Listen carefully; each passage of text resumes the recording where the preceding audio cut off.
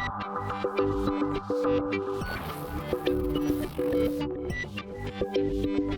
I'm John Mitchell. I'm here today talking about the 37.5 technology. That's in a new premium line that's coming out. What I've got here is this technology is different enough that we can actually set up a visual demonstration of what's happening when you use 37.5 technology.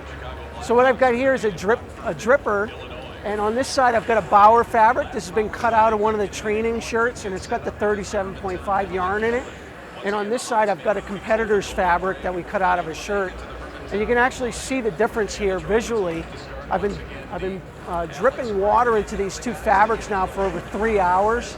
And you can see on this side here, the water hasn't even reached the outer ring.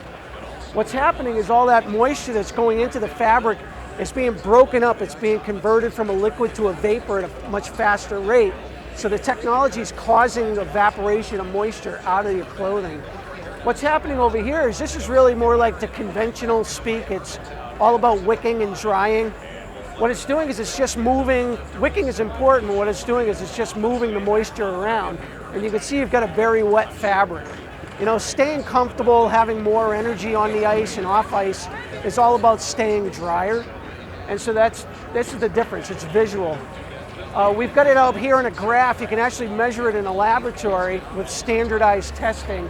And we're showing that the Bauer fabric that I've got set up here is processing moisture at 26 milliliters per hour, where the competitor fabric is operating only at 9.6. So if you step over here, I can show you something that's really interesting is at the elite level, this is why it's so important to have a technology that's removing moisture from your clothing, is at the elite level, this is how much sweat a player can actually generate on the ice. You know, it's quite a thing when you see it visually.